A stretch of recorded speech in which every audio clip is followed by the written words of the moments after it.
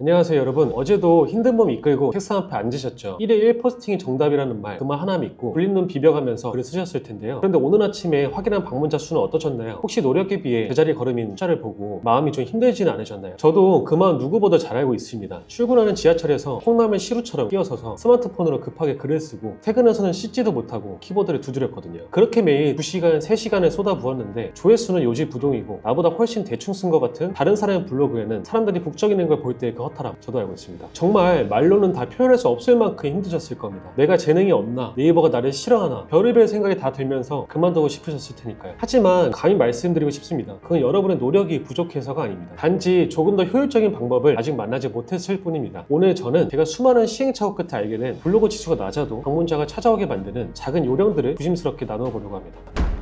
가장 먼저 저의 부끄러운 고백부터 시작해야 할 것 같습니다. 제가 블로그를 처음 시작했을 때 저는 제 블로그를 저만의 일기장으로 착각하고 작성을 했습니다. 제목을 항상 이렇게 달았거든요. 오늘 점심은 회사 앞에 있는 뜨끈한 국밥집 정말 맛있었다. 주말에 다녀온 스키장 날씨가 너무 추웠다. 아니면 회사 생활하면서 드는 우울한 생각들 같은 것들입니다. 냉정하게 한번 생각을 해봤습니다. 만약 제가 유명한 연예인이거나 100만 유튜버라면 제가 오늘 점심에 무엇을 먹었는지, 지금 기분은 어떤지 사람들이 궁금해할 수도 있겠죠. 팬심으로 찾아와 줄 테니까요. 하지만 저는 그냥 대한민국의 평범한 직장인일 뿐입니다. 안타깝게도 대부분의 사람들은 저의 사소한 일상에는 크게 관심이 없더라고요. 우리가 네이버나 구글에 검색창을 켤 때 마음을 한번 떠올려 볼까요? 누군가의 소소한 일상을 구경하려고 검색하는 경우는 사실 거의 없습니다. 대부분은 지금 당장 내 앞에 닥친 문제를 해결하고 싶거나 너무너무 궁금한 정보가 있을 때 검색창을 두들깁니다. 수도관 동파 예방법, 보일러 에러 코드, 겨울철 패딩 세탁법 같은 것들이죠. 제가 깨달은 건 바로 이 지점이었습니다. 블로그는 내가 보여주고 싶은 나의 일상을 진열하는 게 아니라 손님이 다급하게 찾는 물건인 정보를 가장 잘 보이는 곳에 두어야 한다는 것이죠. 이걸 깨닫지 못하면 1년이 아니라 10년 동안 매일 글을 쓰셔도 방문자는 늘지 않을 수도 있습니다. 그렇다면 여러분은 이렇게 물으실지도 모르겠습니다. 내 일상이 아니면 도대체 무엇을 써야 하나요? 저는 전문가도 아닌데 말이죠. 하지만 걱정하지 않으셔도 됩니다. 전문 지식이 없어도 충분히 가능하거든요.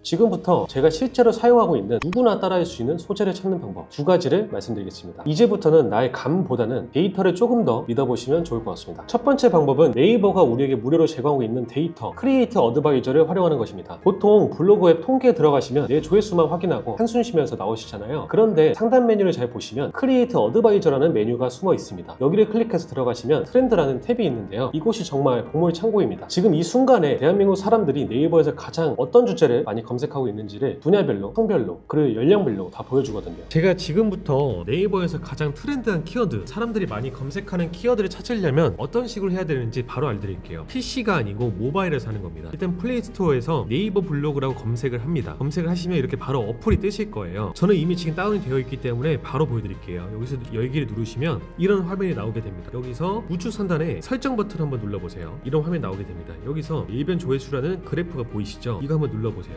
여기서 우측 상단에 영어로 크리에이터 어드바이저라는 탭이 있습니다. 이걸 한번 눌러보세요. 누르시면 또 이런 화면이 나오게 되고요. 여기서 우측에 트렌드 탭을 눌러봅니다. 그러시면 여기서 다양한 주제에서 지금 검색자들이 어떤 주제를 가장 많이 검색하고 어떤 키워드를 가장 많이 검색하고 있는지를 다 보여줍니다. 맛집, 세계여행, 패션 미용, 국내 여행, 상품 리뷰, 일상 생각, 비즈니스 경제처럼 다양한 주제에서 다양한 키워드가 어떻게 인기가 있는지 다 보여줍니다. 이제 이걸 바탕으로 여러분들이 내 블로그에 어떤 키워드를 써야 되는지 파악해보셨으면 좋겠습니다. 예로 한번 들어볼까요? 제가 며칠 전에 이걸 보고 있는데 패션 의류 분야에서 노스페이스 패딩이라는 키워드가 10대부터 40대까지 전 연령대에서 검색어 순위 상위권을 차지하고 있는 게 보이더라고요. 날씨가 영하로 뚝 떨어지니까 다들 따뜻한 브랜드 패딩을 검색하고 있다는 증거였죠. 그런데 여기서 주의하셔야 됩니다. 노스페이스 패딩이라는 단어는 너무 광범위합니다. 여기에 그냥 글을 쓰시면 대형 인플루언서들한테 밀려서 노출이 안 되실 거예요. 그래서 저는 사람들이 이 패딩을 살 때 가장 고민하는 지점이 뭘까를 생각해봤습니다. 온라인 쇼핑의 최대 단점 바로 사이즈였습니다. 비싼 옷인데 샀다가 작으면 낭패잖아요. 그래서 사람들이 실제로 검색하는 키워드를 찾아봤습니다. 바로 노스페이스 눕시 사이즈 팁 혹은 노스페이스 눕시 사이즈였습니다. 저는 이 키워드를 타깃으로 잡았습니다. 그런데 제목을 그냥 사이즈 팁이라고만 하면 재미가 없죠. 그래서 제목에는 제 구체적인 신체 스펙을 넣었습니다. 노스페이스 눕시 사이즈 팁 178cm 75kg 남자가 L 사이즈를 입어본 솔직 후기. 사람들은 검색창에 노스페이스 눕시 사이즈 팁이라고 검색합니다. 그런데 검색 결과에 수많은 글이 뜨겠죠. 있죠. 그 중에서 저와 비슷한 체결을 가진 사람들은 저 제목을 보고 나랑 비슷하네 하고 클릭하게 되는 겁니다. 결과는 어땠을까요? 평소 방문자 50명도 안 되던 블로그였는데 이 글 하나만으로 하루에 500명이 넘게 들어왔습니다. 사람들이 노스페이스 패딩을 검색하다가 나랑 체격이 비슷한데 사이즈가 궁금하네 하고 들어온 겁니다. 제가 대단한 글을 써서가 아닙니다. 사람들이 구매 직전에 가장 고민하는 그 지점을 끼어들어 잡고 적절한 타이밍에 가려운 곳을 긁어주었기 때문입니다.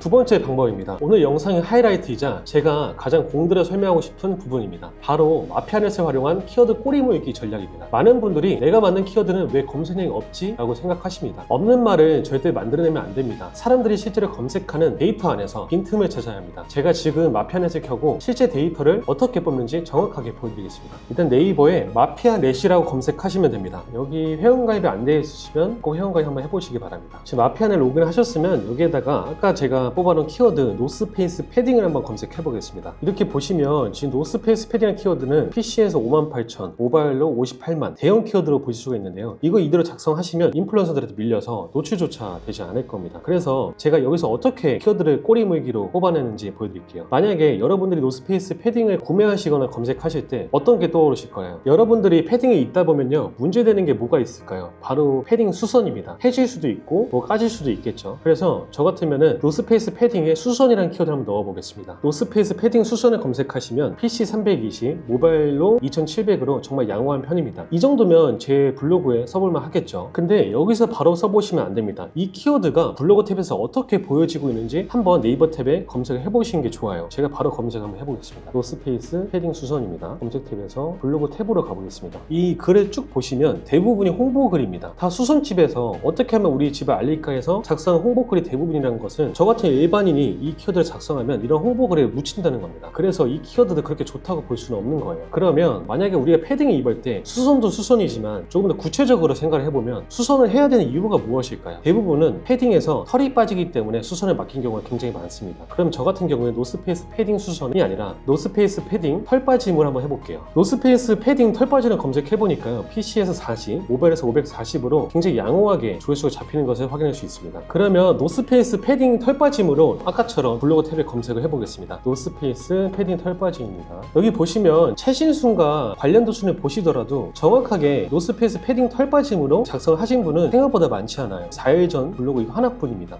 여기 보시면 2022년도 글이 있고요. 그 이후에는 제목이나 이런데 정말 노스페이스 패딩 털 빠짐으로 작성한 글이 많지 않아요. 이 키워드를 통해서 작성해볼 만한 겁니다. 이게 바로 우리가 찾던 키워드 빈집입니다. 이것이 바로 키워드 꼬리물기의 정석인 거죠. 여기에 여러분이 글을 쓰면 어떻게 될까요? 무조건 상위 노출이 되는 겁니다. 제목에 노스페이스 패딩 털 빠짐 절대 뽑지 마세요. AS 접수 방법 및 해결책, 이렇게 제목 맨 앞에 키워드를 박아서 글을 쓰면 경쟁자가 없기 때문에 무조건 1등 아니면 2등에 노출되실 겁니다. 하루에 10명, 20명 꾸준히 내 블로그에 들어오게 되는 거죠. 이런 글이 100개 쌓이면 하루 1000명 방문자가 되는 겁니다. 없는 말을 지어낸 게 아니라 마피아의 데이터가 보여주는 이 빈틈을 파고들어서 작성하는 것, 이것이 바로 핵심입니다. 이렇게 하나씩 키워드 꼬리물기가 번거로우시다면 한 번에 키워드를 다운받아서 추출하는 방식도 알려드릴게요. 노스페이스 패딩입니다. 이렇게 쭉 뜹니다. 여러 가지 키워드가 많이 뜨신 걸 볼 수가 있습니다. 이게 바로 다 노스페이스 패딩과 연관되어 있는 연관 키워드입니다. 그러면 이제 이 키워드를 어떻게 한 번에 추출하고 필터를 걸러야 되냐, 어떻게 하는지 방법 알려드리겠습니다. 위로 가셔서 전체 키워드를 체크를 합니다. 그런 다음 다운로드를 누를게요. 누르시면 이렇게 엑셀로 저장이 됩니다. 편집 사용 눌러주시고요. 여기서 이 5번 위에 셀을 삽입합니다. 삽입하기 눌러주시고요. 여기서 필터를 걸어줄 거예요. 정렬 및 필터에 가셔서 필터 버튼 눌러주시고 여기서 집중하셔야 됩니다. 검색수 합계에는 0부터 10, 20, 30을 체크해줍니다. 이게 무슨 뜻이냐면 30 이상으로 검색수가 잡히는 키워드만 보겠다는 겁니다. 확인 눌러주시고요.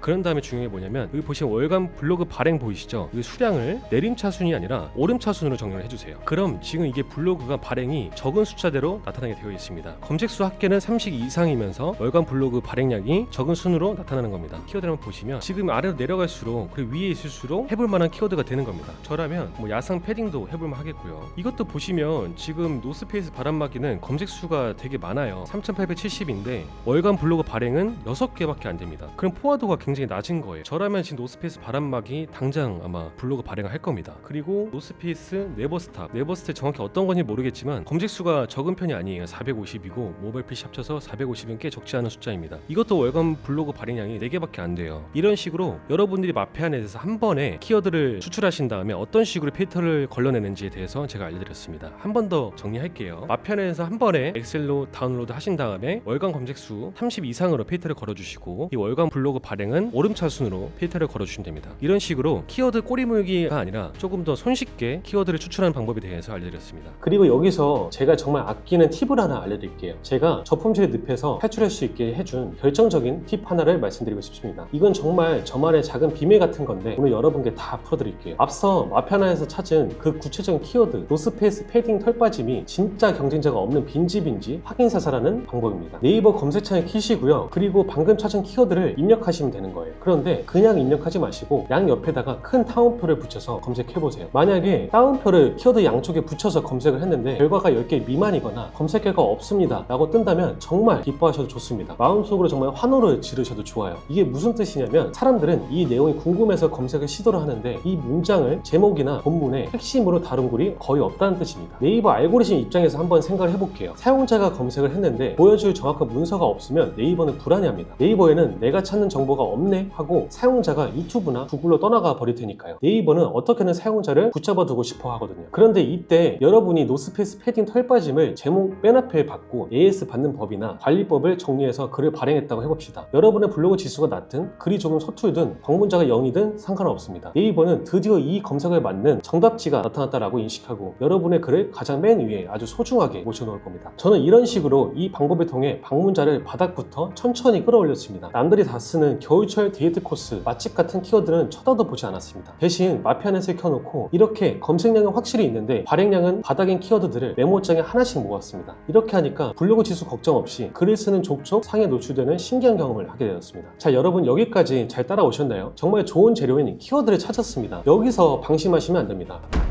아무리 좋은 재료를 구했어도 요리법이 엉망이면 손님이 실망하고 돌아가겠죠. 많은 분들이 키워드는 기가 막히게 찾아놓고 정말 글을 쓸 때 네이버 로직을 조금 소홀히 해서 상위 노출 기회를 날려버리곤 합니다. 특히 요즘은 AI 기술이 발달해서 알고리즘에 딱 맞는 형식을 지켜주는 게 그 어느 때보다 중요해졌습니다. 지금부터 말씀드린 세 가지 꼭 기억해 주셨으면 좋겠습니다. 블로그 지수와 상관없이 상위 노출을 부르는 글쓰기 공식입니다. 첫째, 제목은 배치와 숫자가 생명입니다. 블로그 제목을 너무 감성적으로 찾지 마세요. 우리가 아까 찾은 핵심 키워드는 무조건 맨 앞에 배치해야 합니다. 그리고 사람들의 클릭을 유도하는 호기심 문구와 숫자를 섞어주세요. 예를 들어 지하실 냄새 제거라는 키워드를 잡았다면 지하실 냄새 때문에 힘들었던 하루라고 쓰기보다는 지하실 냄새 제거 5초 안에 해결하는 방법 5가지 라고 쓰시는 게 좋습니다. 키워드는 맨 앞에, 숫자는 뒤에. 이게 공식입니다. 숫자가 들어가면 사람들이 더 명확한 정보라고 인식하고 클릭할 확률이 훨씬 더 올라가거든요. 둘째, 본문은 라벨링과 반복입니다. 글을 소설책처럼 줄글로 빽빽하게 쭉 쓰면 읽는 사람이 지칩니다. 네이버 봇도 마찬가지고요. 네이버가 좋아하는 요약 정보 구조를 만들어야 합니다. 소제목을 적극 활용하시고 그 밑에 1번, 2번, 3번 이렇게 번호를 매기는 라벨링 기법을 써보세요. 독자가 읽기 편하면 체류 시간이 길어지고 체류 시간이 길어지면 좋은 점수를 받습니다. 그리고 가장 중요한 키워드 반복입니다. 본문 글자 수 1500자에서 2500자 기준으로 내가 잡은 핵심 키워드를 7번 이상 자연스럽게 넣어주세요. 단 너무 많이 넣으시면 오히려 안 좋습니다. 최대 8번에서 9번까지만 끊어주시고 가장 중요한 건 첫 문단에 핵심 키워드가 반드시 한 번은 등장해야 한다는 겁니다. 셋째, 태그는 욕심내지 마세요. 태그를 많이 달면 좋은 줄 아시고 10개, 20개씩 다시는 분들이 계십니다. 하지만 오히려 독이 될 수 있습니다. 태그는 5개 이내로 메인 키워드를 앞에 두시고 연관 키워드 몇 개만 딱 깔끔하게 넣으시는 게 훨씬 유리합니다. 이 공식대로만 쓰시면 네이버 AI가 이 글은 정보가 명확하고 구조가 탄탄하구나 라고 인식해서 여러분의 글을 검색 결과 최상단에 보여줄 겁니다.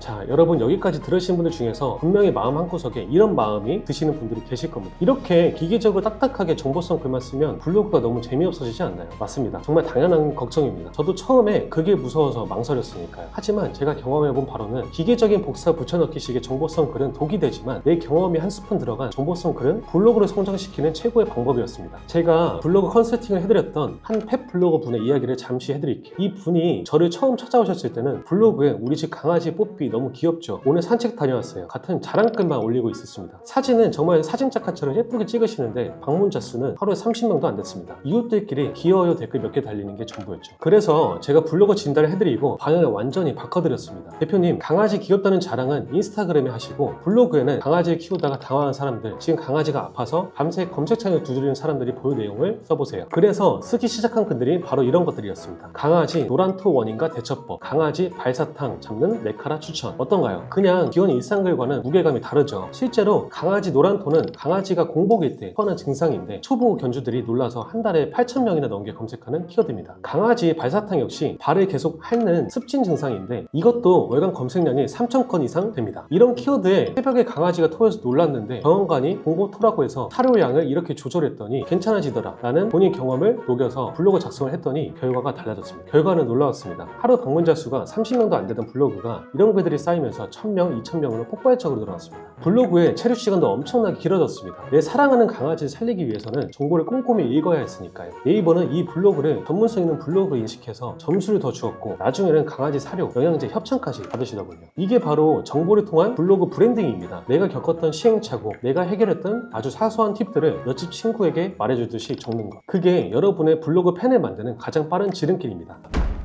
여러분 오늘 제 이야기를 듣고 아 좋은 정보네 나중에 해봐야지 하고 그냥 넘어가시면 아무것도 변하지 않습니다. 내일도 똑같이 오늘 뭐 쓰지? 하고 고민하시다가 엉뚱한 일기를 쓰게 되실지도 모릅니다. 지금 당장 스마트폰 메모장을 켜시거나 컴퓨터 앞에 앉아보세요. 그리고 거창한 주제 말고 당장 내 눈앞에 보이는 물건, 내가 오늘 겪었던 사소한 불편함 하나를 작성해보세요. 화장실 변기물이 잘 안 내려갈 때 또는 흰 옷에 김치 국물이 튀었을 때처럼요. 키워드 도구를 통해서 사람들이 찾는 구체적인 고민을 한번 찾아보세요. 큰 따옴표 검색으로 빈지빈지 확인하시고요. 그리고 제가 알려드린 제목, 본문 태그를 공식대로 딱 하나의 글만 써보세요. 오늘 밤 딱 30분만 투자하셔서 작성하신 그 글 하나가 여러분의 블로그 성장 그래프를 완전히 바꿔놓을 위대한 시작이 될 거라고 저는 확신합니다. 블로그를 키운다는 건 정말 외로운 싸움입니다. 아무도 봐주지 않는 것 같고 내가 가는 길이 맞나 의심이 들 때가 많죠. 저도 그 어두운 터널을 지나와 봤기 때문에 여러분의 마음을 누구보다 잘 압니다. 하지만 분명한 건 요령 피우지 않고 올바른 방향으로 꾸준히 쌓은 글은 여러분을 절대 배신하지 않는다는 겁니다. 저는 앞으로도 여러분이 맨땅에 헤딩하지 않도록 제가 직접 부딪히며 깨달은 블로그 성장의 비밀들, 남들은 돈 받고 알려주는 그런 디테일한 꿀팁들을 하나씩 아주 구체적으로 풀어드릴 예정입니다. 혼자 고민하지 마시고 저와 함께 성장하셨으면 좋겠습니다. 오늘 영상이 여러분의 막막했던 블로그 생활에 작은 등불이 되었다면 구독과 좋아요 한 번씩 부탁드리겠습니다. 여러분의 클릭 한 번이 제가 다음 영상을 만드는데 정말 큰 힘이 됩니다. 오늘도 보이지 않는 곳에서 치열하게 글을 쓰고 계신 여러분들 진심으로 응원합니다. 감사합니다.